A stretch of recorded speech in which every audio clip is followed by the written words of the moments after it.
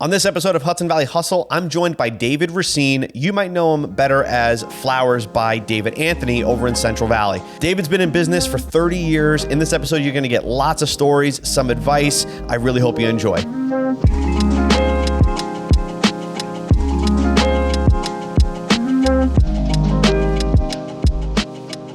Once TikTok kind of took over social media and gave everybody a platform. Right. I think it was the perfect storm, right? 2020, TikTok, people home, people dying to be creative, dying to figure things out, trying new things. Right.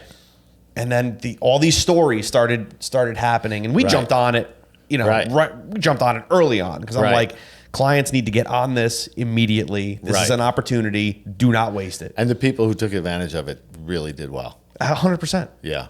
Yeah. And they still are. I mean, like they're still a place reaping where the you can benefits. do that. Yeah. I know a couple floral designers. I don't know them personally, but just know of them from the industry. Yeah. Who have gone completely virtual. They're not even selling flowers anymore. They're just teaching and doing tutorials and holding seminars and stuff like that. It's like, wow, what a transition. It's a very real possibility. Yeah. I'm working with a business consultant now who's kind of pushing me in that direction. Really? Only because it's just I'm 60 and doing what we do is like physical, sure, and backbreaking. Like at the end of a week and I'm fried. We do these big giant arrangements and you're carrying 25 of those things. So she's saying the same thing. There's an avenue for someone who's got 30, 35 years in the industry to kind of push that out there. So absolutely. We'll see. Yeah, you share the knowledge, right? Right. So you don't have to do it anymore. You can show people how to do it, and people will pay to show them how to do it. Yeah. It's amazing. Mm-hmm. So you don't last 30 years in the floral industry without doing something right. So what is that thing that you think has gotten you to that point? So I would say, for me, I'm like so particular. Like my staff sometimes will get annoyed with me because I'm so anal about like just little things. Flowers come in, how you condition the flowers, the boxes come in, where do you put the boxes? Most shops, they'll just stack the boxes in the corner and get to it. Everything goes in the cooler. So it's just like that chain of freshness initially is huge because people come in, they buy flowers, whether it's for everyday things or weddings, and they'll say, oh my gosh, these flowers lasted so long. What are you guys doing back there? What are you putting in the flowers, And then we're just super creative. We stay ahead of the trends. We try to, see what people are grooving on as far as like types of flowers, styles, and things like that. So we stay right on point with that. And with our event work, it's just service. I mean, it's service. The brides today, they want to talk to you all the time. They get a thought at 10 o'clock at night about their flowers. They're going to shoot you an email or shoot you a text, So that's been really like our real, I think our recipe for success has just been our attention to detail, detailed design and service, really. It's been most of, I think, our success comes from that. Yeah, we're good at what we do. That's great. Yeah. It's obviously right. Right. You don't, like I said, you don't survive that long. Right. Not doing a good job. Right. Usually you don't last. No. So is the business what percentage of the business are those events, weddings, funerals? We're almost at a half split. So we about 50% of our business right now, and over the years, it's kind of waved around in different avenues, but predominantly 50% is events and weddings. The other 50% makes up like holiday business, funerals, parties, things like that. Gotcha. But it's a good fair split, which is good because I always wanted to, the flower business is very consistent throughout the year. The event business is not. Right? Not many people get married in January and February in the Hudson Valley. There are. So I wanted to have something that, raising a family, I had a consistent business plan that would, fund us all year long, So that's kind of why we do what we do and why we have a split. It just makes it a lot more manageable. Yeah, I would think it'd be more skewed towards the events and the weddings and whatnot. So I'm actually impressed to see that you're able to carry that even split with that. With It's how getting many harder. Is it okay? It's getting harder with staffing and things like that because of the event. So what we've actually done, we're kind of finding a sweet spot for us. A few years back, we used to do a lot more events than we do now. We had a much bigger staff, so we were able to, to get the work done. But we're sort of, since COVID, post-COVID, so many more people are home during the day. We've had so many people since COVID are getting flowers delivered weekly or twice a month or once a month. So this whole appreciation, and plants too. Like, everybody wants plants in their house now. It's the funniest thing in the world. For years, we would have plants in the shop, and some would go. People are coming in, and they're not buying them as gifts; they're buying them for themselves, which was like, So it was very interesting. This is one of those things too. Like, people on, like what you're saying with the TikTok, right? During COVID, people wanted to learn how to take care of their plants, repot their plants. What is this plant? Where do I need to put it? So that end of the business since COVID has started to grow exponentially. And, from a personal standpoint, a mix of the two is really nice. Yeah. Because I love the shopkeep sort of business. I like putting the key in the door and putting the open sign on. I like putting the close sign on at the end of the day, but I like putting the open sign on, merchandising the flowers, making everything look pretty, getting it ready for, it's fun. You got the bell that rings when people walk in? We do. I love it. It's the traditional bell. I could hear that bell in my sleep. That's great. I love that. I feel like it's trying to come back and become more common, you know, because everything just feels so cold now when you walk into places. Correct. You've lost that shop kind of feeling. And it's interesting you said that. So so we originally, 30 years ago, I started in Monroe, was where we first had our shop open. How we ended up there is an interesting story. So I was still living in Rockland, and I had just gotten married. I had a small studio down there where I worked in Manhattan for a big floral company, big design company. And on the weekends, I did my own events. So I had like a little studio, and I would meet brides on the weekends, and I would go there on Fridays, Saturdays, and Sundays and do all my flowers. It was great. And I got married. I'm like, I got to make a real career out of this. This whole weekend thing's not working. So my wife and I rented an apartment up here in Orange County, and I started looking at different areas. And I came across this ad it just said Main Street Florist. It was in the Cornwall Local, and we were living in New Windsor. And I was like, wow, if this is a Main Street Florist for sale in Cornwall, that would be sweet. Right around the corner, right? So I called the person. It was actually in Greenwood Lake. I had no idea where Greenwood Lake was. I didn't know anything about Orange County. So we drive out to meet the woman who was selling the shop, and we went on a Saturday afternoon. We went in, we saw the shop. It was really cute. The town was bustling. Greenwood Lake, it's got the weekend traffic, So they were selling it for X amount of dollars, irrelevant the number. But I said to my wife, if we're going to do this, I really want to find out if this is really the spot. It seemed really cute. So Monday morning, I went out there and I parked my car in the parking lot across the street from the flower shop, and I sat there with binoculars, and I counted. And I planned on counting customers who were going in and out of the store. And I sat there. And nobody was going in the store. And I was like, all right, maybe it's a Monday. Maybe it's a quiet day. I did the same thing on Tuesday. And I'm like, there's no way this woman is telling me she's doing the sales there's nobody going in the store. She had a okay phone business. So I was very disappointed. I was bummed out. So I had no idea, again, geographically where Greenwood Lake lied in the realm of Orange County. No GPS back then. Yeah.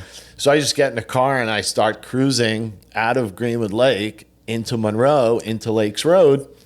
And I come into the village and I'm like, wow, this is a cool little town. I kind of like this town. So I went to the bakery and I said, hey, do you guys know if there's a flower shop in town? And they just kind of looked and I'm like, yeah, we think there's one up there on the hill. And so I went and I found there was 2 flower shops in the town. I went into both of them and I looked around and I said, I can definitely do better in this town. I could kill it here.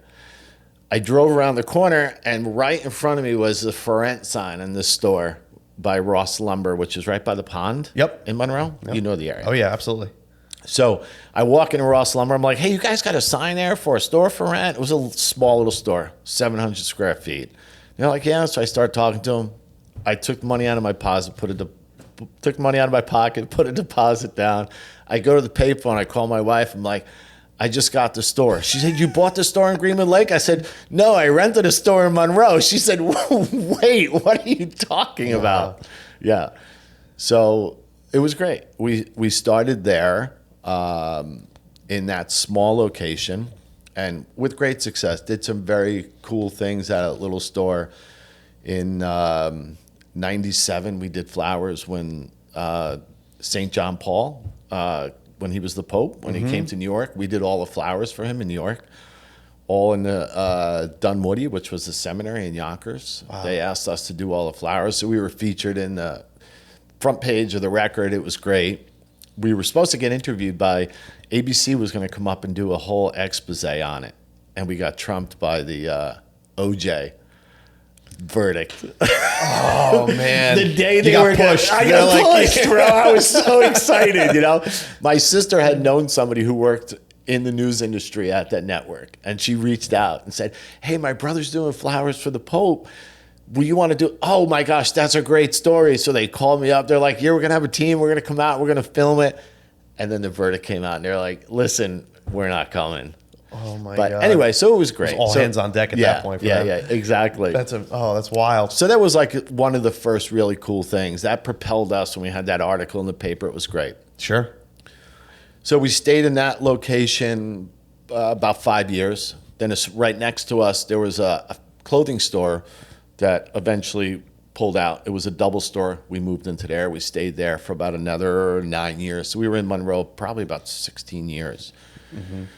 I always wanted to own my own store. I wanted my own building. I wanted more space. I was going to ask you, is the place you're in now, is that yours? Yeah. So I drove from through Highland Mills every day from New Windsor. Mm-hmm. And I used to drive by this one store. And it was an old store that was built in the late 1800s. Initially, it was built as a pharmacy.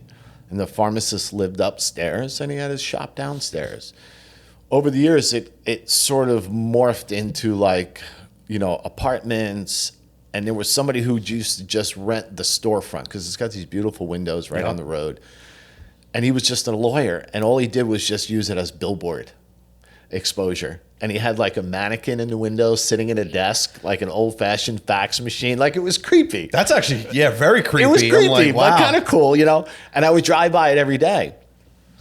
So it was never for sale, but I was always looking for a building. So my dad at the time and I went to look at this building, comes up for sale right up the street from there. It was an old firehouse. It was next to Mario's. You know where Mario's is on 32? I'm sure I've passed it a million times. Probably have. Yeah. But it was... Was it on the corner there? Yeah. On the right? Yeah, on the right if you're going up to percent? Yeah, correct. No, exactly where it is. So right next to there was this Yep. was this building. It was initially it was a firehouse when it was built, and they were looking to sell it, and it was just... It wasn't right for a retail store. And I'm standing outside with my pop, and he points to my building, and he said, "That's the building you want."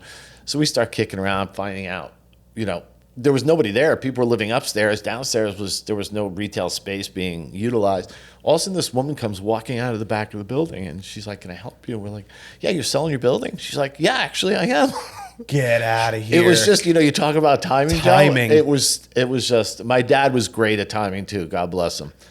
And we just made an offer, made a deal right there on the side of Route 32, and I moved into there. And that was 13 years ago. That's wild. And it was great. Cool building. It's a great building. I love it. It's got a very cool vibe for us. You know, it's old. It's got a lot of history. We've got lots of storage, lots of workspace. You know, we have overflow storage, garage. So we for us with the events and such, it makes it so much easier. Yeah. You know, just production wise. Okay. You know. Yeah, that's amazing. Yeah, that's wild. Yeah. So do you have? So is it just you in the whole building, or do you have? No, I have upstairs. I have rentals. I have nice. I have tenants upstairs, which is super convenient financially. Yep. And then downstairs we have the whole store. So we're right on 32. We have I think the last number I was told like about 55,000 cars a day go by us. Yeah, that's so, you know, we try our best to wave them in. Yeah. You see anybody across the street looking at you with binoculars or what? Like, someone in the parking lot. Well, the funeral home's across the street from me, so if anyone's looking out with binoculars, that's you scary. should be concerned. Yeah. But it is convenient having a funeral home across the street as well. So yeah. Where do you get your flowers? Oh, right there, right across the street, right yeah. there. When I think about flowers, there's a few things that come to mind. Right. It's getting a gift for somebody, obviously, right. but I immediately think weddings and funerals from the business standpoint, right? Weddings and funerals, right? And it was always fascinating to me, the wedding industry. I'm not a fan of the wedding industry. I'm being totally honest with you. Right. I've worked with it like for many different things. Right. I'm not getting married. That whole process, it's rough. Hated it. Yeah, hated it. Right. It's a purely emotional purchase, right? Like let's call it what it is. So you have to do it. You have to do it, and there's a lot of emotion wrapped around Correct. it. And when they have it in their head, this is what's going to happen. Right. And then you have two people who are venturing a lot of the times venturing into this huge financial commitment for the first time. Yep. So it's a testament to their durability as a relationship. It's 100% a test. And listen, I remember I've been married for 11, 12 years now, something like that. I don't even remember, 11 or 12 years. And I still remember the process. Wedding fights. Yeah. All the time, Joe. All the time. I'll get, a couple will come in and, we'll go over everything and we talk about everything. And I always tell them, listen, shoot for the moon, pick a number in between that you're comfortable with. Tell me what you really want. Tell me your dream wedding, what you want, where you want flowers hanging from the ceiling, wherever you want it, let's talk about it. Inevitably, I'll get a call from the bride. I love it. But then eventually it will either be a parent of the groom or the bride or the groom. Listen, we need to do something about the numbers, So it's always like that. But funny. Like you said, it could be a struggle. Of course it is. Yeah. It's a lot of money on a day. A lot of money. A lot of money on a day. No question about it. And especially in the Hudson Valley. We are such a destination spot for weddings, especially being such close proximity to Manhattan, Long Island, Staten Island. All these new venues up here are pulling all city brides now. It's really remarkable. You know, more and more brides I'm getting calls from. They're not from the area. Yeah, it's cool. Just still expensive up here, but not nearly as expensive as Bergen County. Yeah. Or Absolutely. Long Island. Yeah. Are you getting a lot of the bridezillas? Is that still? Well, that's just part of the recipe, Joe. Not that many, honestly. Let's see, how can I say this and be polite? We've figured out great ways to weed those people out, Okay, that's so I'm interested in that because that's part of your sales process. Then it sounds like, right? It is. So it is. So we obviously, as creative people, right? We're not order takers. Right? I don't want the client that comes to me and just has a packet of pictures and wants that exact thing. That could be our client, right? But it's not primarily our client. The people who come to us will give us pictures for like inspiration. Okay. And they're like, what can you do with this? Can you do this? And that's how we work it out in a creative sort of back and forth type of dynamic. And it works really well. The bridezillas don't really like that. Because they want what they want. They want what they want. Yeah, right, they want control, right? And that's okay. I could give them what they want, but our client base tends to be a give and take type of relationship. So, you have difficult people. It's business. You always everybody has difficult customers. Correct. Every business has difficult customers. When someone says I have perfect customers all the time, I like to visit their place of They business. might just have one customer, and it's their mom, and it's their cousin. Seriously, yeah, no doubt. But that's smart, right? Like I kind of do something things, right? I have ways of kind of filtering out who I think would be an issue, right? Like if it's something if it's somebody that I can't help, right? I know you're going to be a problem. You have to find ways, to tactfully, kind of weed them out. I get it.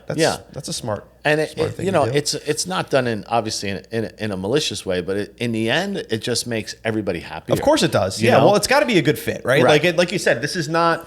You're not selling hamburgers that you make the same way every single day. You're selling something that's pretty much customized to every customer. That's a hard business to be in, by the way. It is. It's very difficult too, especially for weddings, because most of the weddings, right? People like yourself, when you got married, you're young. It's the first time.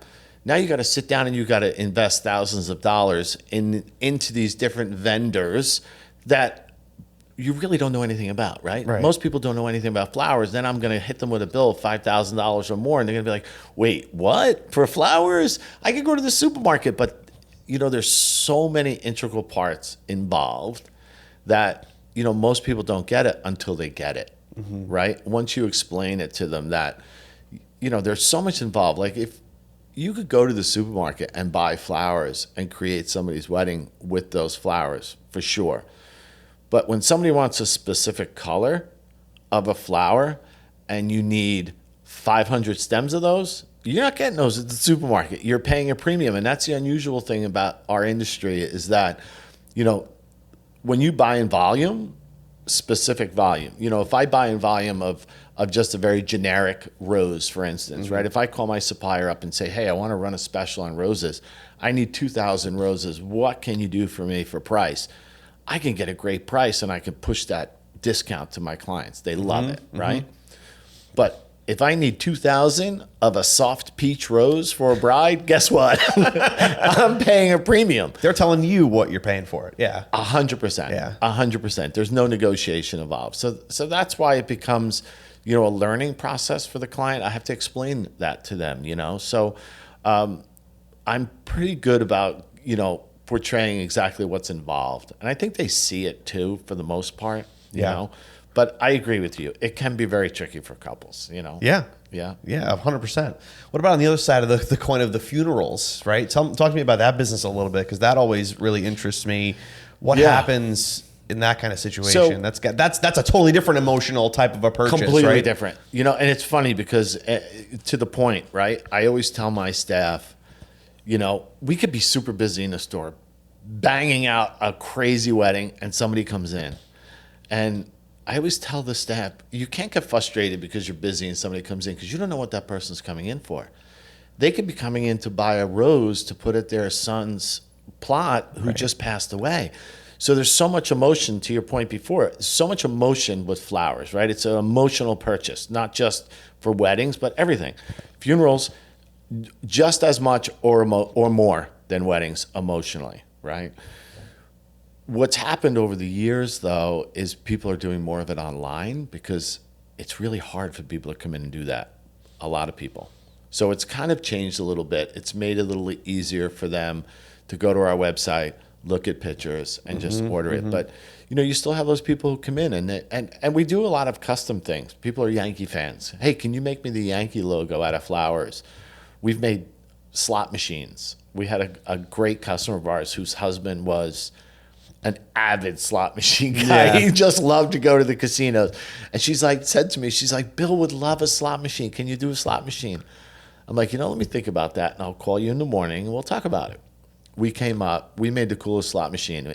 We had lights on the top, it lit up. What? That's we wild. ran power to it. The whole thing was made out of flowers. I went and got those little chocolate coins to put in the bottom they had won it. And, that's wild. So stuff like that is fun to do. Yeah.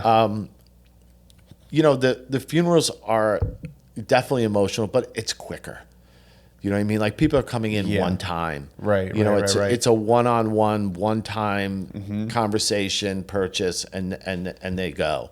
Where weddings and events. Oh, multiple touch points, It's right? like It's constant. Yeah. I mean, I just finished with one bride a couple weeks ago, and I was finalizing with her, and I was like, wow, I've had 97 emails with this bride over a year and a half. Oh my God. 97 emails in a year and a half, which is cool. I mean, if you break it down, it's not so bad. It's a year and a half. It's a year and a half, right? So, it's different. That's a completely different buying situation. Completely different. So that all has to get factored into it too. It's the time. Yeah. But the funeral business is a fairly good portion of our business as well. A lot of the local funeral homes recommend people to us. Okay. They know that we're going to do the right thing. Our funeral pieces always tend to be bigger than everybody else's. People will come in and be like, your spray was twice the size of the spray I ordered last time from, XYZ florist, So that's always been also a good part of our business. What happens with them after the fact? I always wondered that.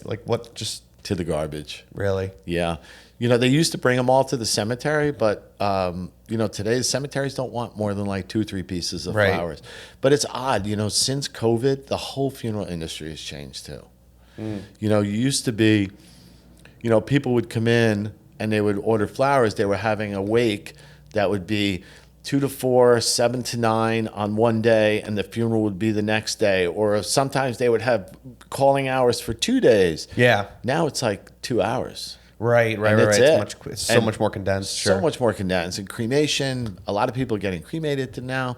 So, you know, all of that has sort of withered away that end of our business, you know. Gotcha. Interesting. Financially, you know, people are ordering less and less flowers. You know, for a funeral, you know, 15 years ago, it would be nothing for us to do 25 flower pieces for one funeral. You know, now if you do 5, it's okay. Yeah. You know. Yeah, that's different. Yeah. That's So big. it was a big change. You know, and it's sort of, I thought it was going to trend back post COVID, but it's not. Right. You know, I think people are embracing the 2-3 hours, say goodbye to our loved one, and that's it. You know, I mean, there's something to be said for it, I guess. You know, you're not dragging it out over 2 days. I don't know. I guess. Yeah. I mean, I don't know. No, I've experienced that. That really short. It's like, wow, Right. this is 2 hours, and tomorrow's the thing. That's it. We're done. Because right. I remember when I was a kid. I mean, I just remember just being at funerals and it being like a felt 3 or 4 day process. It was. It absolutely was. Yeah. Interesting. Yeah. So that's completely changed the business too. So I guess in that long of a period of time, in 30 years, you've seen a lot of trends and businesses change and events change. And yeah, I mean, even just the introduction to the internet business is, you know, right, yeah. and just computers. I mean, it sounds silly to say that. I feel like I aged myself at 60 when I say that, but you know, for years, everything was just handwritten, you know, everything was just, you know, the orders were just manually written on a pad and you know, how we kept track of it. Now I think about it, I'm like, I don't know how we did it before we had, you know, streamlined systems. Yeah, no, it's true. True. It's true. I don't know how I got anywhere without a GPS before. Me neither. GPS is worth thing. I'm like, how the hell did we get to I don't know. work? Right. Like, it's like crazy. But no, but you have to be able to adapt, right? In that long period of time. Otherwise, you know, the ones that will adapt will outlast you. And you know, much. over the years, I mean, I got into the business when I was 21 in college. I started as a driver, you know, in a local flower shop in Rockland County. My brother knew the guy, and he's like, "Hey, this guy's looking for someone to deliver flowers. You want to go deliver flowers?" I'm like, yeah, I need a job. I'm commuting to college. I need some money, and I loved it. You know, I just took to it really well. But back then, the flower business was so different. You know, it was supermarkets didn't sell flowers. You know, convenience stores didn't sell flowers. So it was a phenomenal industry. You know, so how it's changed, to your point, over the years, like so many different ways that when I think about it, I'm like, wow, that's really different today. And, you know, we had a huge expansion of competition, you know, 15, 20 years ago where florists were open up all over the place. Mm-hmm. Now that's shrinking back again. And now post-COVID, it's happened again. Like a lot of hobbyists who got tired of their corporate job, who used to like to do flowers for families or friends on the side, took that leap of faith, right? Mm-hmm. And turned their garage into a floral studio, and they're doing events out of there. Yep. You know, so it's definitely changing in so many areas. It's crazy. Yeah. You know. But all that being said, though, we were talking before the cameras were rolling about how you would not be able to go and work for somebody else. Yeah, I don't. With all of the. Yeah, the last guy I worked for. So right before I really made that full commitment, I was working for a guy in Manhattan, 68th and Broadway, Flowers by Reuven. Phenomenal man. We used to do TV set movies, a lot of like Good Morning, you know, America, and the soap operas. We would do a lot of on-set type of work, which was really cool. Yeah, it's gotta be fun. Yeah, it was a lot of fun, you know. So from that coming into this was a nice change. You know, it was different. I like the retail business a lot, you know. Something about it, I don't know. Making that connection to somebody coming off the street, selling a product, it's very basic, but there's something very satisfying about it, you know. Yeah. You know, my brother's a plumbing contractor, and whenever he comes to the store to see me, he's like, I kind of like this store thing. It's cool, man. People coming in, giving you money, buying flowers. You know, you close the door at the end of the day and you go home. Yeah. You know, it's like what we talk. I'm telling you that shop experience. Right. is in a way I think very important. It's like weird, like it's a novelty though, right? Isn't that funny? Like it's become a novelty, you know. And you had mentioned working for somebody else, right? So the last guy who I worked for had this crazy phenomenal business, and then his landlord killed him with rent, and he relocated to another place. He eventually ended up really closing his business because he couldn't reestablish that retail aspect of his business. Oh, okay. You know, there was no retail space that he could afford. You know, and for him, he was like me. You know, he a lot of what he did, I absorbed. I loved the way he did business. And he loved that retail thing too. He had a great event business, and maybe his model was something I kind of subconsciously was really grooving in on for my own business. Sure. But he was the last person I worked for, and I don't think I could work for anybody else. You know, we were talking about it, like you said. You know, there's something to be said. I mean, I work really hard. It's not that I work less because I work for myself. As you know, you do put the key in the door at the end of the day and go home, but I'm sitting at my table answering emails and typing up proposals and contracts sometimes till 9, 10 o'clock at night. You know, the work-life balance has to be finely tuned. I'm still working on that after 30 years. You know, I've done things that have made my life easier. You know, I don't open as much as I used to. Mm-hmm. You know, when I first started, I was open 7 days a week. You know, and that was just... How long can you do that for? You can't. You know, I was a younger man and much more hungry. Not that I'm not hungry now, but, you know, I'm at that point where I don't want to work that hard. I don't mind working hard. I don't want to work those hours. Sure. You know? So it was the best thing I did for me personally was just to close that shop on Mondays. You know, I've never really opened on Sundays anyway. You know, I always felt... Sundays was a day for my faith and for my family. We have weddings on Sundays. We have to still do them, you know. But other than that, I won't really go in on Sundays. And then when I eventually closed on Mondays, it was life-changing for me. Yeah. It sounds so crazy, but just expecting that one day that if I'm not there, I'm not going to get a phone call, you know, or something, you know. Yeah, the boundaries need to be there, man. Right. Yeah. So, I mean... You'll go insane. I mean, like... I mean, so sometimes thinking about working for someone else, I'm like, I don't know if I could work for somebody else, but it might be kind of nice if somebody else took that responsibility off my you didn't have to lock the door at the end of the night. Just go in and do my job and go home, you know? But I think every entrepreneur, business person has those thoughts. Right. I think that's normal. Right. But I think in practice... I couldn't do it. No. Like I did it, but I couldn't do it again. Right. And I think the entrepreneurial spirit that's in you is kind of squashed a little bit sometimes if you're working in an environment where somebody else is the boss, right?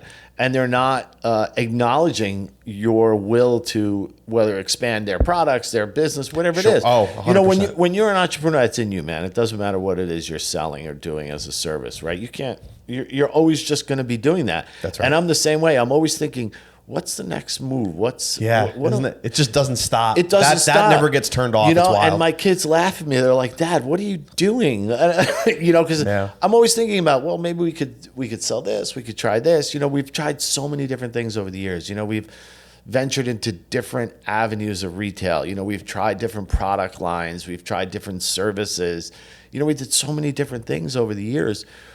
And I think as an entrepreneur, you have to do that to keep yourself satisfied. Mm-hmm. Because if you don't, you get stagnant. And when you get stagnant, your business is gonna fail or just stagnant. You burn out. That's when you burn out, and you'll lose the creativity. You lose the drive. You lose the 100%. Right. And it's not just about, you know, for me, it's never really been about the money. You know, it's obviously taking care of my family is my first priority.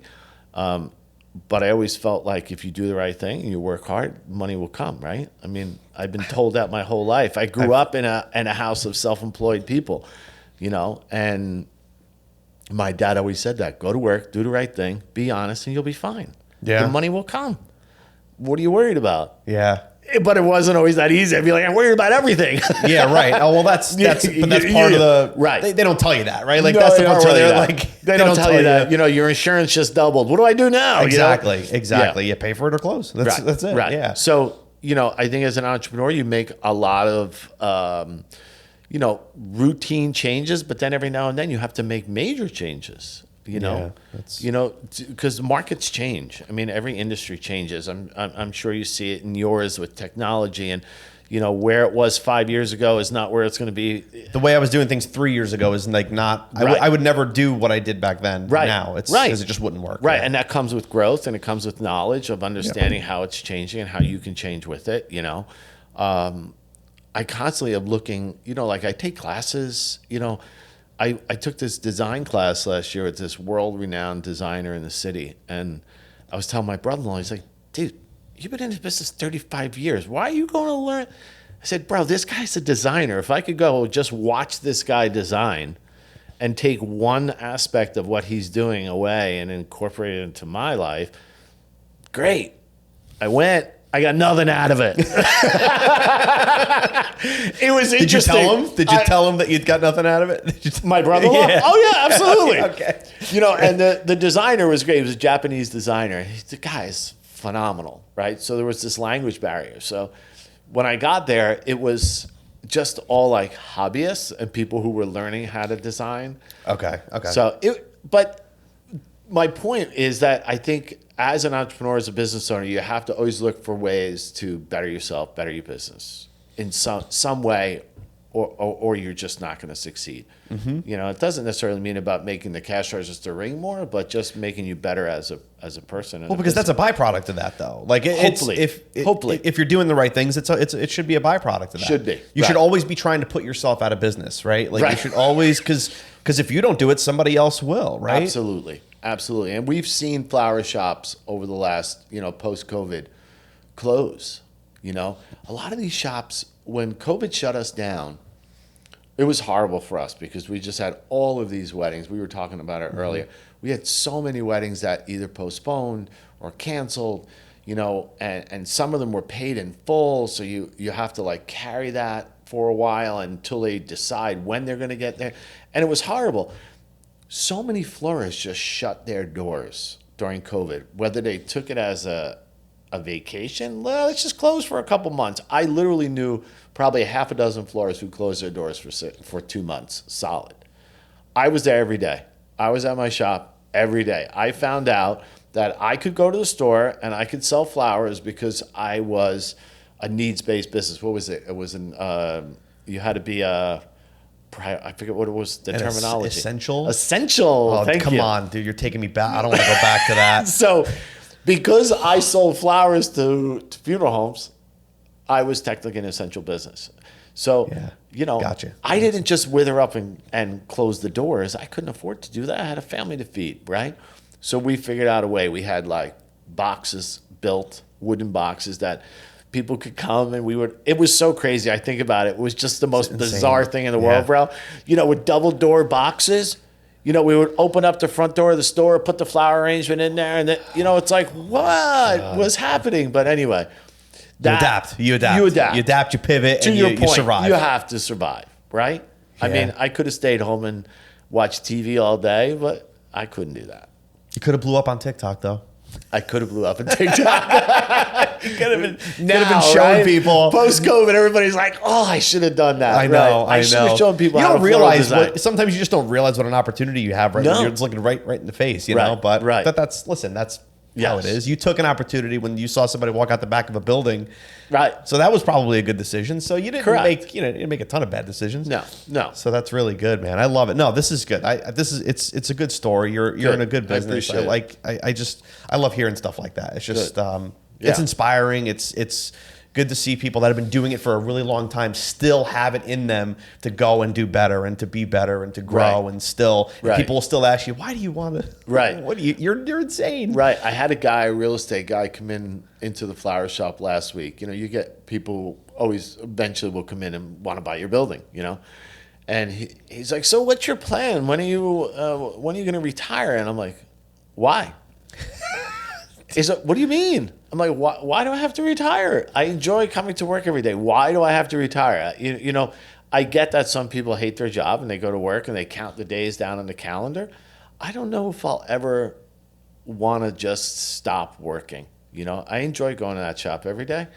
You know, there are days I pull up and I'm like, dang, I don't want to go in, you know? Yeah. But for the most part, I love going there every day. So why would I retire? It doesn't make any sense, you know? I see people retire and 6 months later, they die of a heart attack. You know, they're sitting around. You know, I watched my dad retired at 62, moved to Florida, and down there for 1 year started another plumbing business. He was like, I can't sit around. Oh my God, that's amazing. I think my mom was like, Tony, you need to go to work.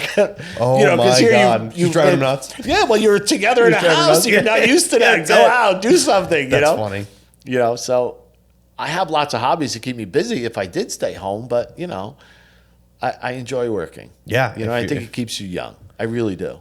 You know, yeah. keeps your mind sharp. I love you know, it. Yeah. No, that's fantastic. I love it, man. This has been good. Really. Cool. Awesome. So if people want to get a hold of you for flowers, events, whatever it might be, where can they find you? Right at our website, Flowers by David Anthony. At Gmail is our for emails. You can go right to our website, flowersbydavidanthony.com. They can order online, find us on Instagram, Facebook. You know, we're there. And, of course, the old-fashioned way, which I like, is you just call me.